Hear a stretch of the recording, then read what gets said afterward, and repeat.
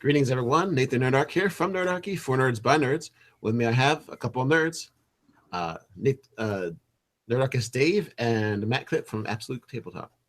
Matt Click. Sorry. The struggle is real. I swear, I've been speaking for a long time. I didn't just learn yesterday. All right, we're going to basically talk about whatever the chat wants to talk about, as well as anything that Matt wants to get across to us. And Dave, you got any questions for him? Or yeah, well, Matt and we're broadly Absolute Tabletop have a lot of stuff going on. They just released their playtest for Harbinger. Yeah, which looks really cool. Yeah, something we've been working on for a while, and the response so far has been really positive. People are really enjoying it, which is always good. I was a little terrified to put it out there for, it's one of the first things that I've put out for, literally asking people to break it and make sure that it works and give me feedback. So, so far we've gotten really good feedback on some of the issues that the game has. But in general, people are like, the overall tone, the feel of the game is something that they're enjoying and something that's sort of filling a niche for them, which is good. Now, off the air, we were talking, and you said basically you pitched this idea to the other guys, once basically the day the OGL was opened up.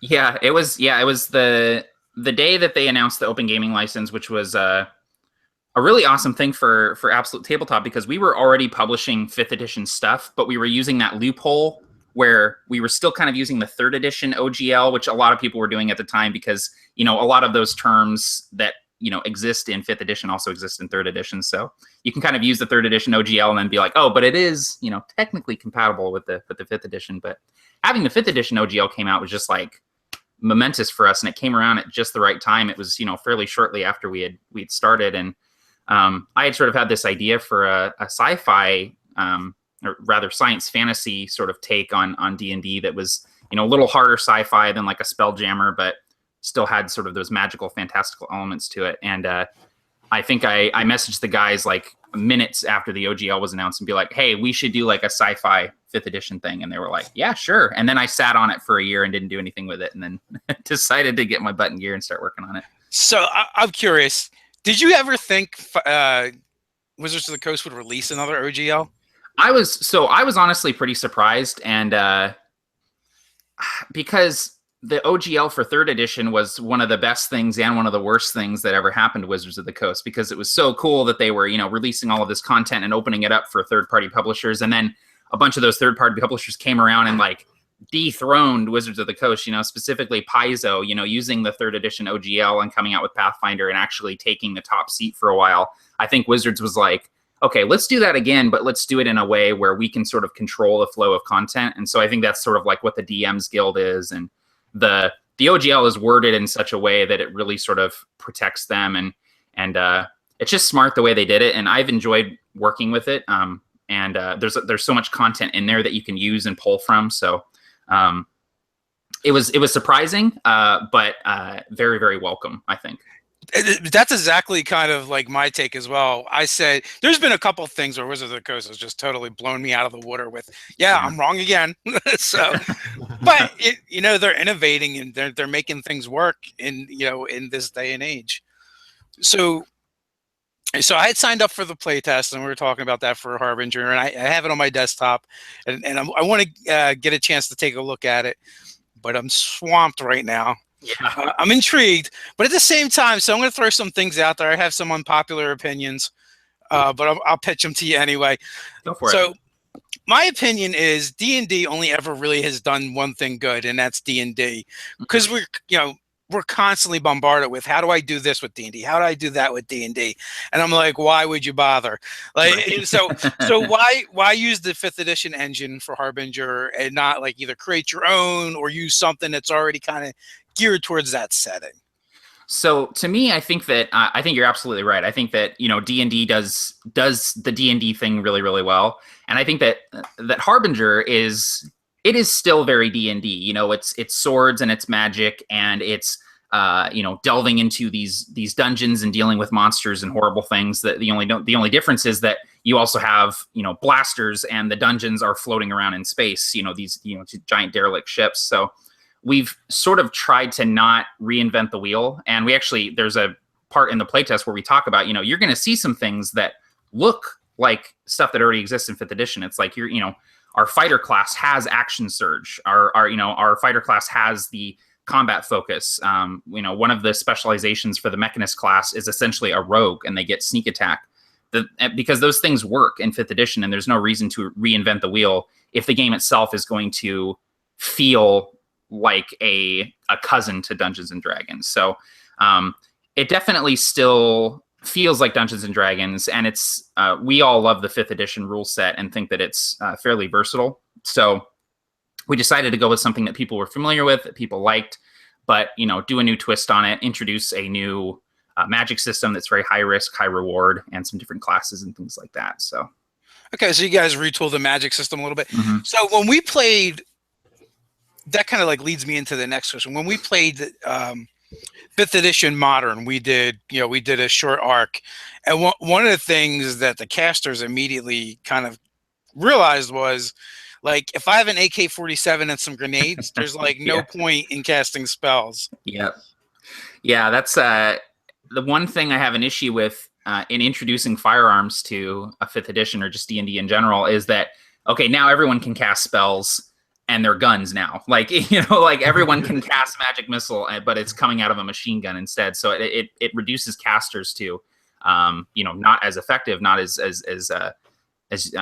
don't have as much utility as they would in an otherwise, gunless sort of setting. And so we sort of mitigated that with making guns a little bit less effective than they are in like the Dungeon Master's Guide. Like there's guns in there that are just, one-handed weapons that deal 1d12 damage or something like that. It's crazy. So we, retooled them a little bit to make them a little bit less effective. We make ammunition scarce, and we also make the spells incredibly powerful. And each spell has these things called boosts, which allow you to take on more negative effects in exchange for more power. So you can kind of continually push the spells to do more and more damage, have more and more, effect on the battlefield. And in playtesting, we found that the Mancer class, which is the caster class, is like one of the best damage dealers in the game so far. So we might even end up scaling them back a little bit because they're a little bit too good. So I actually had, I was thinking about it a couple weeks ago, just the idea of guns and casters, and then maybe that, the idea is you have to actually rethink casters in a sense. Right. Where, well, you know what? Maybe they just do use guns, and they use, instead of casting, attack spells, they cast utility spells or do, more interesting things with their casting. Right. Yeah. But I don't know. That's what I considered when I was thinking, well, if everybody has guns, basically have cantrip powers, then it's like, well, you can do your identifies and your other things now with your spell casting ability that the fighter can never do. Right. So listen to you talk about the magic system. Now, I don't know why, but it just kind of makes me think a little bit about Dark Sun. When you talk about the negative effects, and I'm getting that vibe. I don't know why. It could be irrelevant.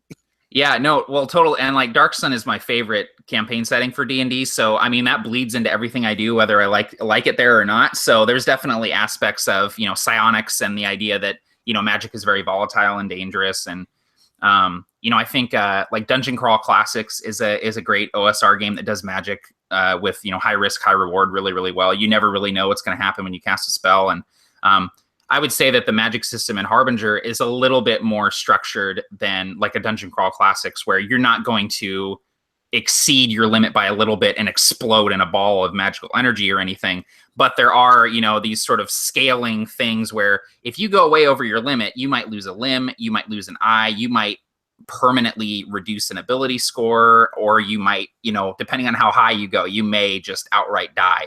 You might have to make a save, or, a death save right away and potentially just die right there. So there's definitely some pretty big risks. We've got this one player we play with, and he runs for us sometimes, and he's also a staff writer for us, Scott Garibay, and he appears on some of our videos, and that is perfect for him because the the way he plays his characters, whether he tends to or not, I think they're all chaotic neutral. I don't even think he can help himself. He's just trying to be heroic, Dave. He's just trying to be the hero. Maybe I don't know. As soon as you said that, Matt, I was like, oh yeah, me and Scott have got to play this game. Yeah, totally. Like literally, like one of our last sessions, like Nate learned a valuable lesson by never ever wording bonding to that player again. He almost died. I had one whole hit point. It was fine. And he wanted to sever the tie, and he didn't have an action left. Oh no! So the only saving grace was if he fell the 70 feet, he would fall out of the casting range of it, and it would break on its own. So that's when you push him. That's when you push him. Yeah. So when he splattered on the ground, he would be out of the range, and I'd be okay. He was leaping from beholder to beholder, and actually they were construct beholders, so they're even worse than regular beholders. But he's always the wild card. You never know who he's going to mind jar next. So for everybody just joining us, we got Matt Click with us from A Fistful of Dice and Absolute Tabletop. We're talking about Harbinger, whatever else he wants to talk about. But I'd like to wait a little bit, get you guys on here. Let's do our roll call. I know you guys like to tell us where you're from. I've seen Oregon go by in the chat once already. Where in the world are you guys? So there's always a slight delay. But again, I'd also like to thank you, Matt, for hanging out with us. It's really cool for you to come on here and chat with us about Harbinger. And I really do want to give this game a go. I think it would be a great game. We do like several live game sessions, and we do 2 5th edition Dungeons and Dragons. Then we have one that we rotate in and out. Right. And that player Scott we're talking about, he usually runs those for us. Yeah, maybe we can get him to do. He likes to do short arcs anyway. Yeah. So maybe we can get the playtest going on with Scott and see what kind of craziness he can come up with. Yeah, I mean, I'd love to see you guys give it for a spin. And it's one of those things where this is just the beginning of the playtest. Like, I imagine that the playtest will be going for a while, and we're going to be continually adding, different things to it and finessing it a little bit. I think the thing that we're going to add next, that there's sort of been a demand for, is weapon modifications. There's going to be a pretty simple but sort of robust system for adding modifications to firearms and melee weapons, different scopes and stocks and things like that. And we're not going to get super sort of granular with it, but just cool things like a magic scope that is sort of like a holographic scope that you can zoom in and get advantage with if you aim with it, and flamethrowers that you can attach to the bottom of weapons and things like that. So something like that for our melee martial classes to have some cool things to do, since the Mancers get this really cool sort of magic system that they get to play around with. So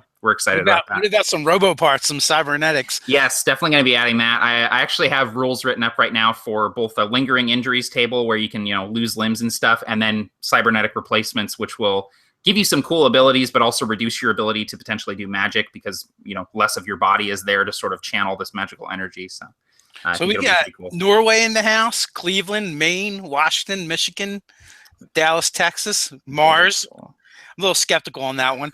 Wisconsin, Minnesota, another Wisconsin, upstate New York, some more Cleveland in the house. We got Kyle in the house, intern Kyle. We got ABQ in the house. We got Belgium, some more Michigan, Jacksonville, Idaho, all over the place. That's awesome. Okay, yeah. Upstate New York, Chicago, Deep South, Georgia, Belgium. I'm always confused when I see we got Denmark too. When I see 2 or 3 Belgiums or Denmarks or Sweden, I'm like, what are you guys doing? Staying up really late. It's awesome. Late. Yeah, that's always really cool. Yeah, I see a few people from Oregon and Washington as well, which is cool. Pacific Northwest representing. Yeah, and we also had Australia very early, before we started. DMG info awesome. Popped in. Oh, cool. And then probably immediately went to bed. Yeah, hopefully went to bed. Maybe that guy. I don't think he sleeps. He's a vampire. There are a few guys on that side of the world that are just constantly online. I'm like, when do you sleep in hour increments throughout the day, just whenever there's nothing going on? pods. They're just in pods with their internet. Exactly. They're actually in a dream state right now. Yeah. Yeah. They're sort of like astral projecting onto the internet while they're sleeping. It's perfect. Yeah, that'll be a thing in the future, I'm sure. We got mini terrains. He's building for Harbinger right as we speak. Yeah, Jake was building ships for Harbinger before the playtest was even out. That dude was just so hyped for Harbinger. I was like, I hope you like it. Like, that was one of the things that I was terrified of, is that people were really, really pumped about it, and we're talking about it and stuff. And so it's like, okay, well, like, just balance out your expectations a little bit. It is a playtest document, But yeah, managing expectations can be rough sometimes. Yeah, exactly. Well, they got a lot of confidence in you, and you guys do good work. So, well, thank you. Appreciate that. And I heard that you bleed Dark Sun into it, so I mean, you had me there. Yeah, you had me at Dark Sun and Crazy Magic. I believe is it the Villanavi? Is that the monster that Tabletop Terrors came up with? Yeah. We have a supplement called Deep Vault that has the Villanavi in it, and they're just. I feel like the Villanavi are just, if you really want to just piss off your players, you can include a Villanavi, because they're essentially the flying wizard golems that can just cast spells, and they're crazy. Yeah, I had actually used them in my annual Spelljammer game, which was inspired by you. Actually, it's still going. I don't know. Cool. I don't know how many sessions we played of that. If it was 3 or 4, I think 3. I think this next year will be the 4th one, and that'll be the final one for that campaign. I love that you guys run that annually. That's so cool. Yeah. It's very it's Spelljammer and probably in theme only, though, pretty much. Like ships, space. That's sort of how I run Spelljammer too. Like, Spelljammer to me is a little, like, if you just run it straight out of the box as it is, it's a little gonzo. Like, it's not really my flavor exactly, but if you add a little edge to it, I think it works really well. So. Yeah, we've had a lot of fun with that. I actually murdered my son's face in the last game. It was his first character death. Totally shredded his character. Oh, they're man. so high level, they're able to bring him back. Right. Still though. Maybe next time. So, how many playtest groups do you have going on? Do you know?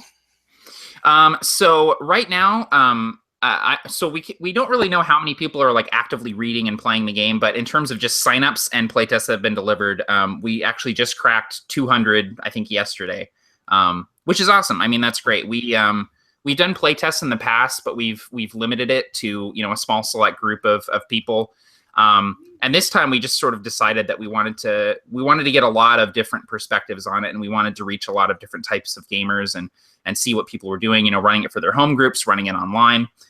So we just sort of opened it up, and eventually we might put a cap on it, but we haven't gotten to that point yet. So as of now, the signups are still open. Cool. I know you have at least one video up on your channel when I was there grabbing your link to put in the description.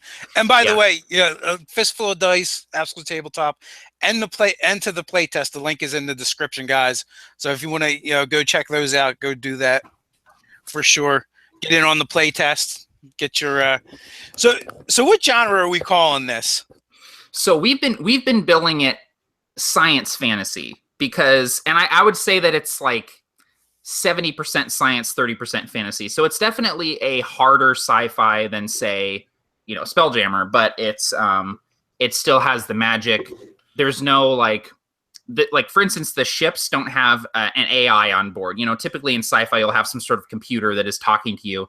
Instead, we have these ghosts that inhabit the ships and act as sort of machine brains on board the ship, and sort of do the higher functions and things like that. And I mean, that opens it up to really cool possibilities of, ships going rogue because their, ghost AI went sort of, malevolent and decided to take control of the ship and vent all the air out of the ship and fly it around and start raiding or whatever. So had a lot of regrets that it had to take care of.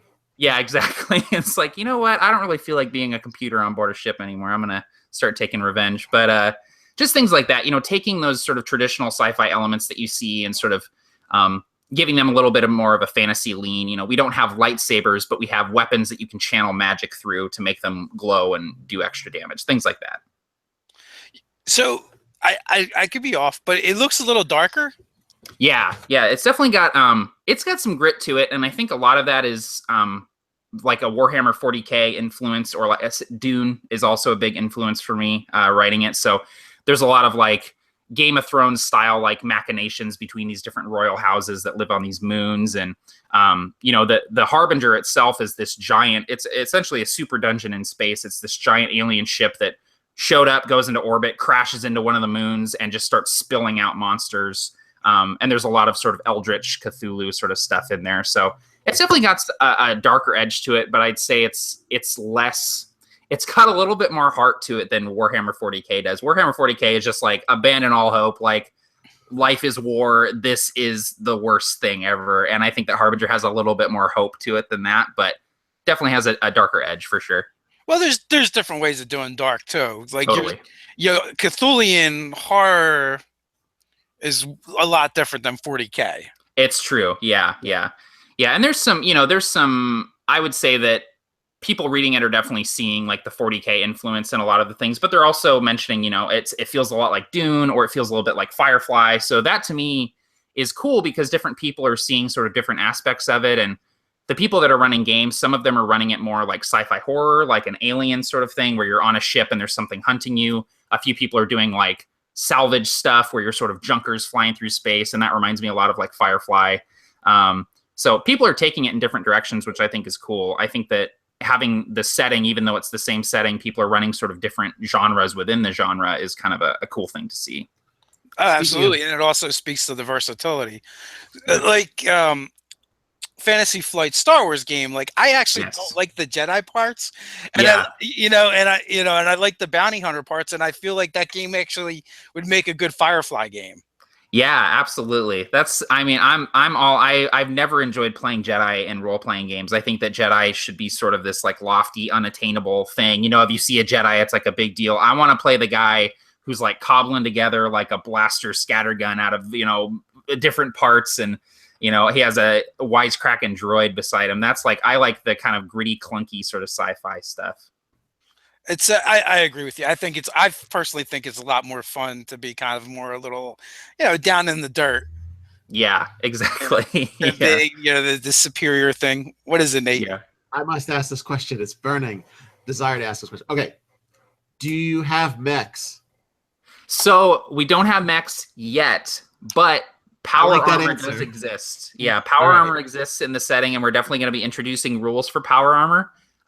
We haven't like decided full on what it's going to be, but my general idea is that the power armor is like sort of ancient. They're like artifacts that they don't really know how to make anymore. But if you see a dude in power armor, it's like, oh shit, like it's a big deal if you see a guy walking around in power armor. And I think that a few of these more wealthier royal houses that are living on these moons, they like employ knights wearing power armor basically to sort of guard them. And I love the way that power armor works in like the Fallout universe, where it's like really rare and you have to it's like barely functioning. You have to keep, repairing it and stuff. So I think that's kind of what we're going to go for with the power armor.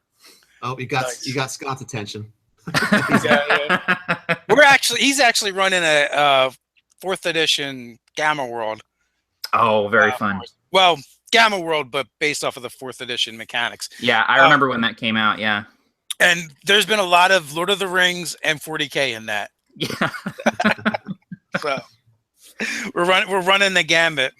Riders of Rohan and power armor. Well, Gamma World is one of those settings where that really can work. Any other setting, you're like, I don't know about that, but Gamma World, I think Lord of the Rings, 40K definitely works.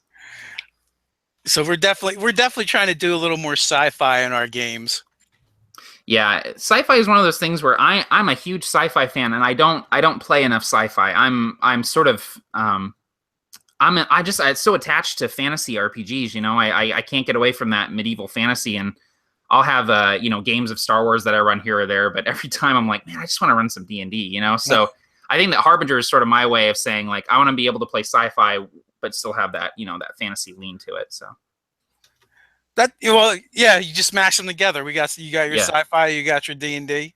Yeah, exactly. Well, and it's I don't want to like overstate the idea of like, oh, it's like it's D&D, but it's sci-fi. Like it's been done before. It's not an original idea, but I think Hanker Fernell over at Drunkens and Dragons, he always says it's not the idea, it's the execution. Like there's no original ideas out there. It's all about just doing it. And so that's sort of like Harbinger is like there's there's nothing super new in there, but it's a lot of cool different things that I feel has a unique tone, and it's just I'm just sort of going for it. So yeah, it's been fun though.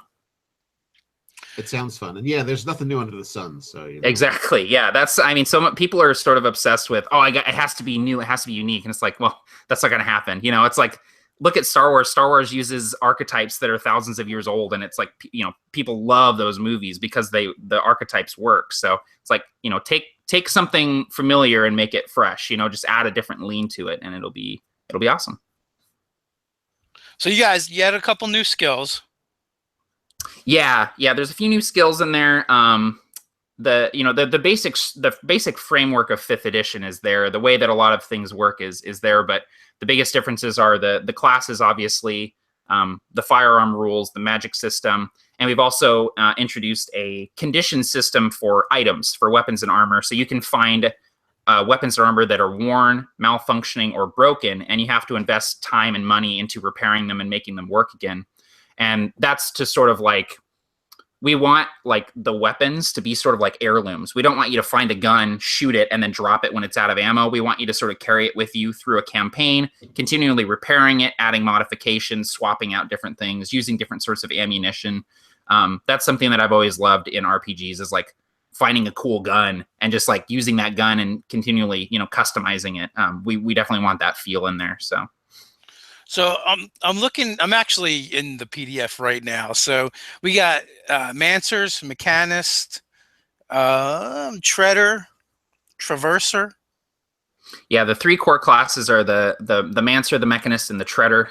In the final version, each of those will have 3 specializations, which are archetypes. And we'll probably be introducing some other classes as well. But for now, like those 3 core classes are sort of like the 3 aspects of the setting. That was sort of like when we set out to design it, we wanted each class to sort of embody a different aspect of the setting, which is tech, magic, and exploration. And so the Treader is exploration, the Mancer is magic, and the Mechanist is the tech. So are you going to use any of the core classes from D&D, or is it just the 3 classes right now? Right away, we realized that the core classes weren't necessarily going to be super compatible with the existing Harbinger classes, because the Harbinger classes are a little bit better because they have the ability to push themselves beyond their limits in order to do cool stuff. So, you're not necessarily going to have as many abilities that say, you have to finish a long rest before you do this again. Instead, it's like, this will cost you, we call it Astra is the magic, and you can do it as many times as you want, with the full knowledge that the more you do it, the greater the risk is going to be. And so that was something that we realized really early on, was that the classes were going to sort of be on their own thing. But looking at the classes, you're going to see a lot of features that you recognize from the existing 5th edition classes, with some other cool things as well. Like the Mechanist has these things, they're called support spheroids. They're these little floaty droids that they can send out to people to do different things. Very similar to Bardic Inspiration, except that it's attacking with you, or putting a shield in front of you, or healing you as you're fighting, things like that. T-spheres. Yeah. Hey, if we have you on again, can you do me a favor? Yeah. Can you strap a fin to the back of your cat?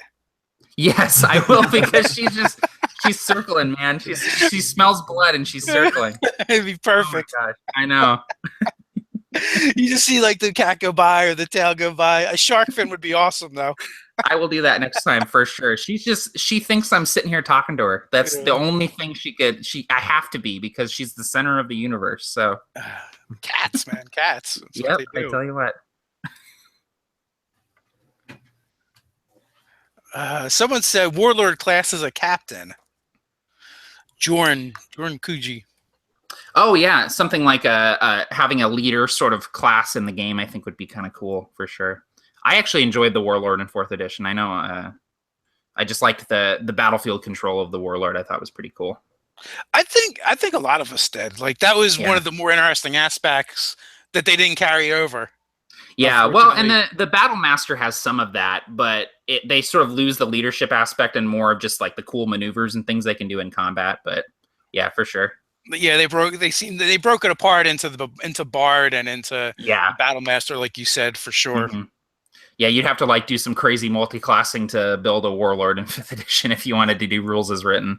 So what kind of like races, species are you guys doing? So that's an interesting thing, is that we've decided that we don't want to do playable alien races. We want it to be very human centric, and the idea is that humanity sort of stranded on these moons. They got here like thousands of years ago using faster than light travel, but over the course of thousands of years and war and stuff, they've sort of lost the ability to build ships from scratch. They don't know how to do interstellar travel anymore. So they're very bound. They're almost stranded, and they've reduced to this sort of feudal system almost. And so we decided right out that we didn't want to have different alien races. And there's a lot of sci-fi games out there that have sort of gonzo alien races. I mean, Starfinder is coming out soon, and they've got, playable like space rats and like big dragon guys with like laser axes and stuff. And that's cool. Like, that's awesome. It looks great. But we wanted it to be a little bit more grounded and centered on humanity. So eventually we might introduce, playable like mechanized characters. We might introduce playable options for some of the races that have come out of the Harbinger. There's these big giant ape-like creatures that have come out of the Harbinger, for instance, that are sort of like our orc sort of, space orc sort of thing. But for now, it's just humans. But what we're going to do is we're going to have different variants of human depending on where you come from. So if you live in the ring around the planet, you'll have a certain set of racial stats. If you live on a moon, you'll have another set of racial stats. So it's going to be more about like origin, where you come from, than race. Due to adaptation on the different worlds that they're exactly. Yeah, very similar to, like, if you're familiar with The Expanse, like yes. If you live on Mars, you look different than someone who lives on Earth just because of the different conditions that you live in. That makes me think about a little bit the original Guardians of the Galaxy. Where they were basically all these different people that came together from different colonies on different planets, and yeah. They all started off human, but over time evolved. Yeah. So Zareth Gaming asks, who would be the pilot? I guess they're asking which class. So we've intentionally sort of made it so that there isn't a pilot class, just because in every sci-fi RPG I've ever played, playing the pilot is so fun until you land anywhere. And then you lose your ability to do anything cool. You're like, I'm going to hang out. You're like Wash from Firefly. You're like, I'm going to hang out in the ship and just keep the engine running, So what we've done is we've made it possible for both treaders and mechanists to be fairly competent pilots. And I think that we're going to introduce feats into the game that will have some of the utility features. Like, I want to play a Mancer, but I also want to be good at like shooting gun turrets. It's like, okay, well, there's going to be a feat that will give you that ability. Or, I'm going to take a feat to be a better pilot, or a feat to be a better, astrogator or whatever. Because we don't want those sort of really handy utility crew skills to be tied to a class. We want you to be able to pick what you want to do based on the role that you want to have in the ship. And I think a feat is a good fill-in for that, because you're getting the aspect of, well, I've spent so much time kind of training in it, 4 levels or so, and then you get access to being better at it. Exactly. Competency. Totally. And obviously, a class like the Mechanist is going to be a better person to repair the ship. But there are certain aspects of certain roles on a ship that shouldn't necessarily be tied to a class, I think, like flying the ship. I think that multiple classes should be able to fly the ship. And like I said, we don't want to have a strict pilot class, because it just sucks being the pilot if that's all you can do. So I'm going to go to the chat now. There's some questions popping up. Charles Cole, what about gene mod humans? Which kind of sounds like the variants you're talking about. Yeah, it's sort of similar to that. Gene modding is very hard sci-fi. Like, that's we're sort of trying to stray away from things like that. But I imagine that we have this magical energy called Astra. It's space magic, and it's just floating out there. And there's you can see it in the sky. That in the night sky there'll be auroras, and you can see this Astra sort of floating in the sky. And I imagine that different races that have had different sort of contact with Astra might develop differently. They might look a little bit different. They might have more magical abilities than someone who has never come into contact with Astra before. So we will definitely have things like that, but it'll be more of a fantasy sort of lean to it, I think. So Dummy URD, how would you compare Harbinger to Shadowrun? What is similar and what is different? So Shadowrun is very... I think Shadowrun is different like, genres. Yeah, it's like Shadowrun is definitive like cyberpunk to me. Like when I think cyberpunk, I think Shadowrun. I think that the things that we want similar to Shadowrun are the customization, the different equipment, the different modifications and attachments that you can have in Shadowrun. I think it's like that's one of my favorite things in RPGs. But Shadowrun is so gonzo, man. Like it's just like crazy how much stuff is in there, and it's definitely more of like a cyberpunk sort of lean to it. I think that Harbinger is a lot grittier and a little bit more grounded than something like Shadowrun. So Zareth Gaming again, is there melee classes or is it all blasters? Yeah, definitely. The Treader is sort of our stand-in for fighter ranger type. And the specialization that we have in there right now is called Reaver. And the Reaver is like board ships and just like F stuff up. Like, using melee weapons, using firearms, whatever you want to do. Because we've downscaled the firearms a little bit, because we've made ammunition a little bit scarce, using melee is absolutely a viable option. The you ever read the Wild Card series? I haven't, no. Okay, so the Wild Card series is basically like this really gritty superhero genre, but the way everyone becomes superheroes is it's a virus that's introduced by aliens. Okay. And in the beginning, there's like only one alien in his ship. Well, later, basically the humans are close to this other race and they need to experiment because they've developed this weapon they want to use on their enemies, but they're afraid if they use it, they're going to make them super powerful. So they experiment on Earth. But anyway, eventually later in the series, more of them get involved. Well, their ships are living ships. So because they're actual living beings, they can't discharge firearms and energy weapons inside of a ship. So when they would board, it becomes more like swashbuckling and they're fighting with swords and stuff like that. Yeah, I mean that makes perfect sense. It's like, there's like this much metal between you and the open vacuum of space. Like I'm going to be a little bit hesitant to get a gun and just start firing it off all over the place, I'm probably going to choose to get in close with a sword where there's less chance that I'm going to puncture the hull and get sucked through a hole that big. Yeah, so there's definitely that. I love the idea of the ghosts instead of an AI. That was definitely a nice touch, creative. I would have never thought of that. And we've seen so many different things. You have like Farscape with the pilots there. Yep. Like the series I'm talking about, and you guys even found a new direction to go in. Yeah, that was a patented Matt Click shower thought. Like I was in the shower and I was like, I think I was shampooing my hair and I was like, whoa, and I like got out of the shower and like I had to write it on my phone so I didn't forget.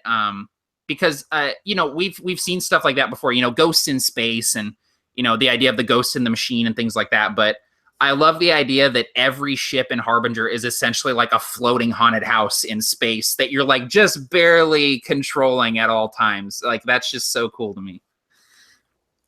So is it an idea that all their ships are leftovers, or are they still being made?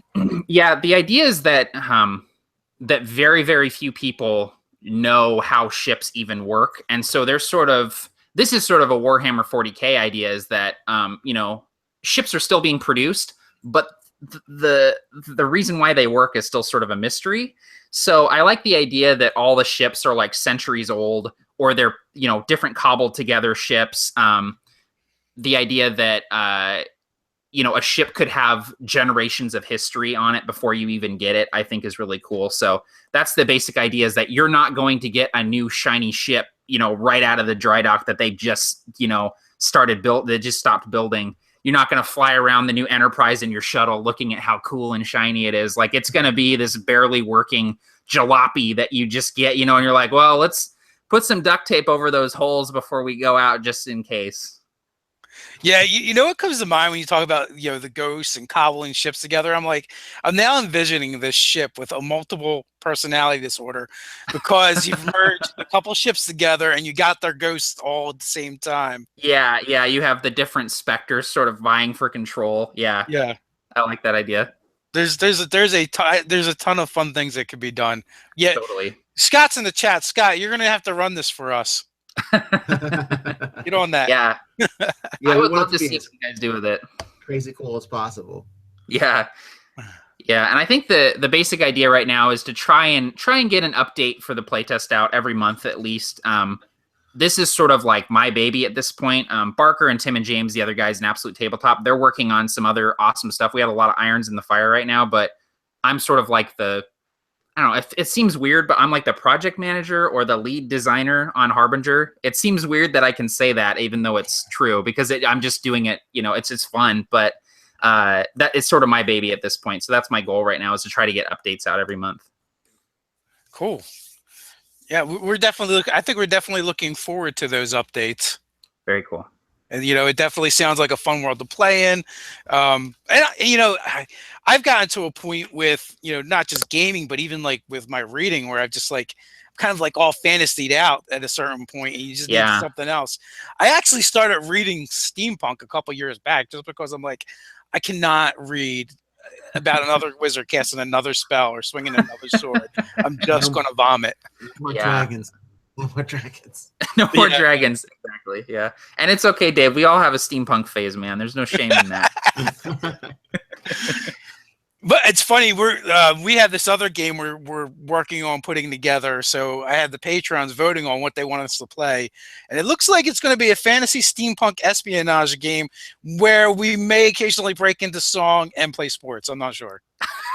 That sounds about right. Yeah. A little slice of life in there. Yeah. Yeah, exactly. It just sounds like any given Thursday to me, man. There you go. Next year that's going to be the new anime. That's going to be it, man. So is there anything the other guys are working on that you can leak out? Yeah, totally. So Barker right now is writing Be a Better Campaign Master Book 2. So we came out with Book 1 last year, and it was our most bought book. It was the most successful book ever, because it's basically just a guide on how to build a world step by step, making the map, deciding, what sort of geographical features are on there. And Book 2 is all about crafting the campaign, and it's full of awesome roll tables for creating a sort of loose narrative structure for campaigns, deciding what sort of scenes you want to include in your sessions, things like that. So he's working on that. That's going to be an enormous book. It's already just daunting, the size of it. And then Tim and James are working on our first full campaign setting guide, which is for their world of Dragongrin. It's this fantasy world where it's essentially if Lord of the Rings, if Sauron had won. This is this world, so it's everyone's living under the tyranny of this Dark Lord. They're working on their campaign guide for that, and actually they're writing it on air every Sunday. They do a live stream where they work on this book and talk about the different regions of their world and sort of world build on it over at Tabletop Terrors, which is really cool. Yeah, this past Sunday it was orcs. Yeah, they were just talking about orcs, exactly. Yeah, it's really cool. I mean, I'm involved in it, and it's still cool to sit and watch because they're always coming up with cool stuff on air. And then probably the thing that you'll see from us first, though, is we're getting ready to do our first Kickstarter, which is exciting and terrifying at the same time, for adventure kits, which are these really slim down, streamlined adventure modules that we're introducing it's like all the pieces of an adventure module, and you can just kind of put them together however you want. They're like model kits, but for D&D adventures. We're going to be kickstarting our first adventure kit. We're shooting for next month. It's going to be a very small Kickstarter. We just want to cover the budget for the art. Essentially, we've already written it, but that's going to be kind of cool. We're sort of testing the waters of Kickstarter for bigger projects down the line. I imagine that when we're ready to do the big book for Harbinger, we may end up kickstarting that as well. But that'll be down the line. We haven't even made any definite plans for that. No, I mean, it only makes sense. Yeah. I think I was on the Facebook stream when Tim was announcing it. Yeah. So that's kind of cool. Tim's sort of heading that up. Tim has a good brain for marketing and things like that, and so we've sort of handed him the reins for the Kickstarter thing and just basically been like, dude, figure out how this works, because I can't even wrap my head around it. And I think it's I'm happy that we're doing something small. And sort of it's already written. We want a budget for art. We want to be able to lay it out really nicely, and we want to be able to print, physical copies of it and send it out to people. And so having it sort of be that modest goal, I think is really good. So many RPG companies come out and they're like, all right, guys, we're working on an RPG, $10,000, let's go. And it's like, have you written it yet? No, but we're going to. Okay, well, I'm not going to back this. Then I have no faith that this is actually going to get finished. Yeah, I feel like there's quite a few companies that are doing it right though. If you follow like Monty Cook Games, you can see like just Kickstarter is basically how they fund their company forward. Exactly. Yeah. That's the I thing suspect everything's already done for the most part, but then they just. Yeah, that's what I like to see. Is I like to see when companies are like, "Hey, we finished writing this, but we need money to produce it." That's what I like. But one of my first things that I ever kickstarted was this game, and I'll name it. It's called Quantum RPG because it never got finished. It backed for several $1,000s, but the guy wasn't finished with the game, and so he basically supported himself and his family off of the Kickstarter funds. And then got to the end of the budget and was like, "Oh, I was supposed to print this book. I forgot about that." And so the Kickstarter never got fulfilled. It was insane. It was just crazy. That taught me really early on. It's like, don't back anything that's not at least 60, 70% finished, because you won't see it otherwise. Oops. Yeah, I still have a couple of things I'm still waiting for. Yeah, yeah, me too. I've got some dice that I backed 3 years ago. I will be so excited when those dice show up at my door, man. I'm like, oh my god. Kickstarter is the new pre-order, really. That's how I kind of look at it, and I think that's what a lot of companies use it for. Yeah, for sure. I think that it's looking at it like a pre-order is really smart. It's like, don't announce pre-orders or have pre-orders unless the product is in a solid state. And I think that, like you were saying, like so many companies are doing it really well. And I've seen so many tabletop companies just turn to Kickstarter as their chief form of getting stuff out. Trollord Games, the guys that publish Castles and Crusades, they do 3 or 4 Kickstarters a year. Every time they release a book, it's a Kickstarter, and they've never failed to deliver a book. And that's just how they do things now. Yeah, Nord Game is doing them. They just ran one successfully, really well. Monty Cook Games, they run. I've heard them say they run. Their goal is to run 2 a year, and when they do them, they're doing $250,000 to $500,000 with a Kickstarter. It's crazy. But that allows them to basically almost run like an old school RPG shop. But they're using this modern method of doing it. Yeah, which I find fascinating. Yeah, no, I love it. I think that it's by and large a really, really good thing. And I think it's cool to have, people who are using the product actually funding the product. I think that's a really cool idea. And it sort of takes out several middlemen that are involved in that process. And so I think by and large, it's a really good thing, especially for RPGs and board games and things like that. But obviously every once in a while, you're going to come across one that is going to make you cringe a little bit and say, I don't feel comfortable backing this because this book isn't finished, or this product isn't finished.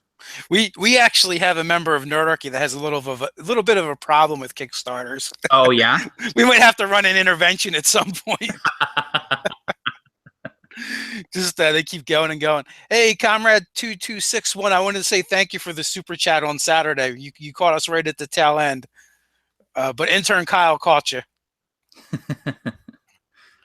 Yeah, this whole thing is weird. The way Nerdarchy is panned out, and the online gaming and just the industry is going in so many weird directions now. It's crazy, man, and it's awesome to see so many channels that that put out positivity in the community. It's cool to see so many channels get big and go on to different things. And I mean, Nerdarchy is getting huge, man. It's awesome to keep up with you guys and see all the things that you're doing. So yeah, it's just great.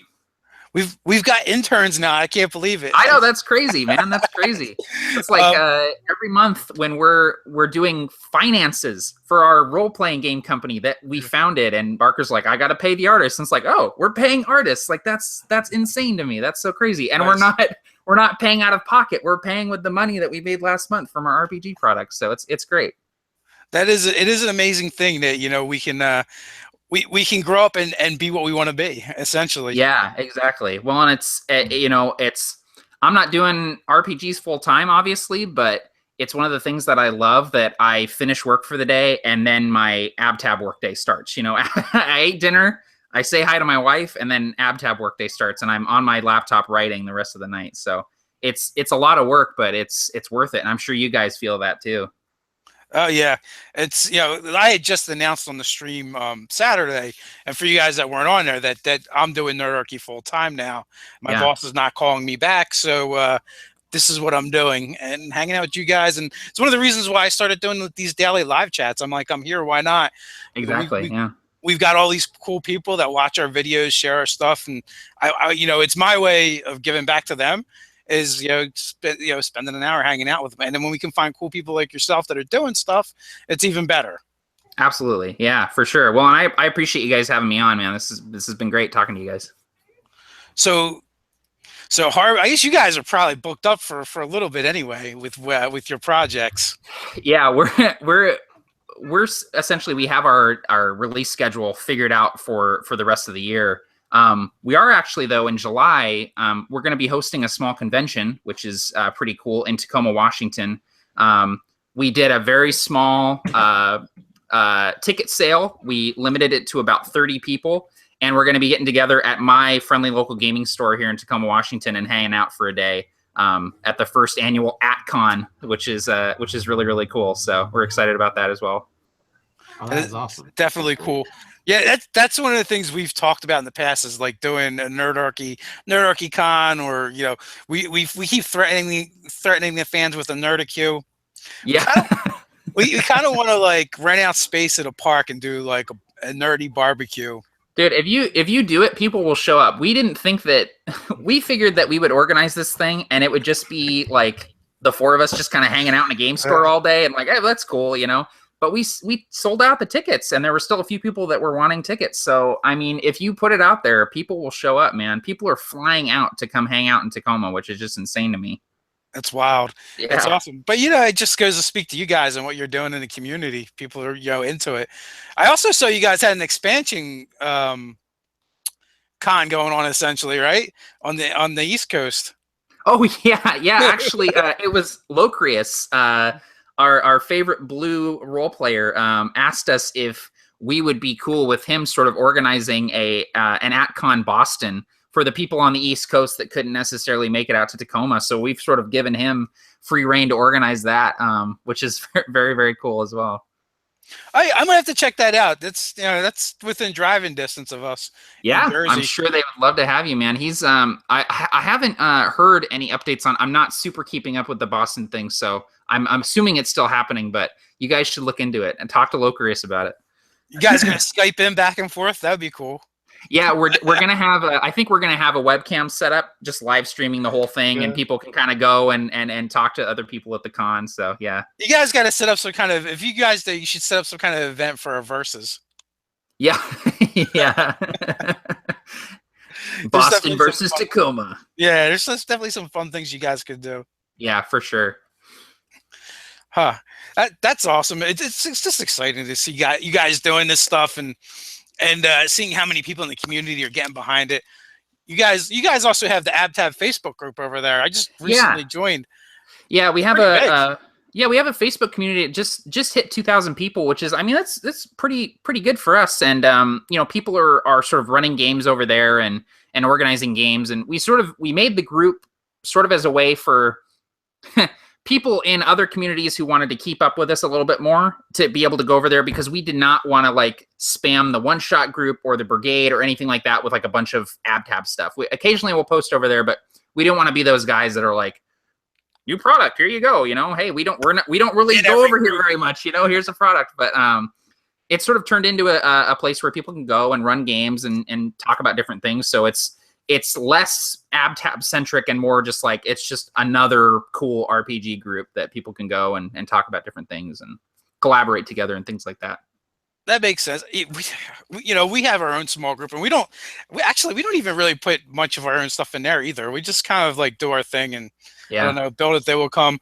Because I know you like me, you've got a lot of friends that are in the community, and you'll get notifications of like 15 of the same person. I'm like, oh God. Yeah, posting in all the groups. Yep, exactly. I see it all the time, and it's like, all right, well, that's cool. I usually like go through and like all of them, just like boop, boop, boop, like all of them, but yeah, we didn't want to just be the guys that are coming into the one shot group of the brigade every couple weeks and sharing something of ours. So the group was a good way to get around that.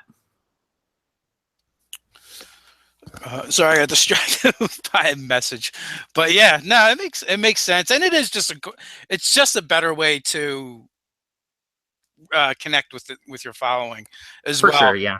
And the funny thing is too, like games start just popping up. Yeah.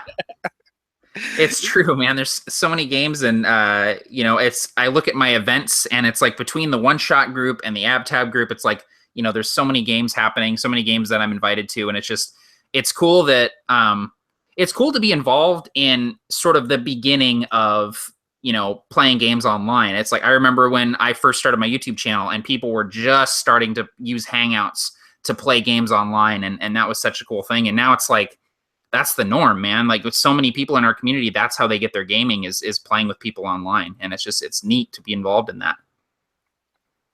Like, we tell, like I guess with our group, it's people ask, well, are games happening in there? Like, yeah, but we didn't really set it up for that. But you guys are kind of working it out for yourself. So I don't want to say it's a place to game, but if you ask around, you'll probably find some games. Exactly. Yeah, that's sort of how it happened with the AbTab group as well, is that it was just yet another avenue for people to be able to organize games. So, I mean, the more the better, and in my opinion, the more places that you can go and talk to people and organize games, the better. That's what it comes down to, because like I'm sure you've gotten asked this question enough times. It's like, where do I find a game? Well, yeah. I don't know. Did you try leaving your house? Step Yeah. one. Like. When we started Nerdarchy, by starting Nerdarchy, we've actually have too many people to game with now. Yeah. Like not online, just in real life. Yeah. Because we started going places where gamers are, and that's all it comes down to. Like if you want to fish, you got to go to a lake. Yeah. If you want to learn how to fish, maybe you should go to a tackle shop. Yeah. Exactly. Well, and it's cool, too, to be able to, because I'm sure you guys get messages all the time of people like, will you run a game for me? Or can I run a game for you guys? Can I game with you guys? I get messages like that all the time. And it's great to be able to say, well, hey, if you go to this group, not only will you be able to find a game and play with awesome people, but occasionally I post games in there. I get involved in games. So, chances are you'll game with me at some point. So it's nice to be able to point people in that direction and basically be like, hey, man, I don't have time to run a game for you, but I'd love to game with you sometime if you go over to the group and get some gaming in over there. I think that's actually why we started the group in the first place. It was for overflow. Like we do a monthly fan game, but sometimes you send out 10 emails and you don't get 10 responses. Yeah. Especially like you guys probably have the same problem we do. Well, I know you do, because I get your emails and they go right to my promotions folder. And if I don't think to look for them, you don't find them. So anytime you use any kind of bulk email or emailing list, that happens. Yeah, we love our MailChimp, man, for newsletters, but sometimes looking at the open rate on those emails just, it hurts. But then you think about, okay, well, there's 3,000 people on this mailing list. 10% opened it. You know what? I'll take it. That's enough people opening the email. So yeah. I think when we first, like when they get their first, when they first sign up, we have like a thing telling them, hey, make sure you check there, make sure you check this. Right. The welcome email. Yeah. Yeah. Otherwise, forget about it. Yeah. Well, that's like the Harbinger playtest when it went out. So many people are like, I didn't get it. Where's my playtest material? It's like, dude, look in the promotions folder. I promise you it's in there. If you're on Gmail, it is in the promotions folder. Just search your inbox for Harbinger and it'll be right there. I'm constantly, pulling it and putting it back into the inbox, and they're like, no. But that being said, like we use GetResponse, and even with them, even with our own emails, sometimes they go there as well. I'm like, come on, my name's on it. So, yeah. What are you gonna do though? So it's all part of it. But it's great that we're able to connect with all these different people and get these games going on, get these groups going on, and basically live the nerd life. Yeah, exactly. It's one of those very cool things, and I mean, I'm sure you guys get this a lot, but it's so hard to explain to family and friends the things that I do, and if it comes up that I have a YouTube channel, they're like, oh, what do you do? And it's like, oh, I run D&D games and I talk about D&D, and they're like, oh, that's cool. And how many subscribers do you have? And I was like, right around 25,000. They're like, holy crap, what, 25,000 people? And I'm like, and I'm not the biggest channel out there, guys. So there's a lot of demand for this sort of thing. Well, you get that, or you get my son going, well, PewDiePie. You're like, I don't need millions. I don't need millions of subscribers, man. My son would love to go, oh, look, PewDiePie has just dropped another video. Let's see how many views are on it from 2 hours ago. And you're like, nah, shut up. Don't make me kill you, boy. Make another. So, yeah. Is there anything else you wanna finish up with? No, I don't think so. Just thank you guys for having me on. This has been great, and love to do it again sometime. Thanks for coming on, Matt. Guys, go check out the playtest. It's in the description. Absolute Tabletop website is in the description. Matt's channel is in the description. Go check it out. Follow those guys. Stalk them everywhere. So with that, until next time, everyone, stay nerdy. Nerdy.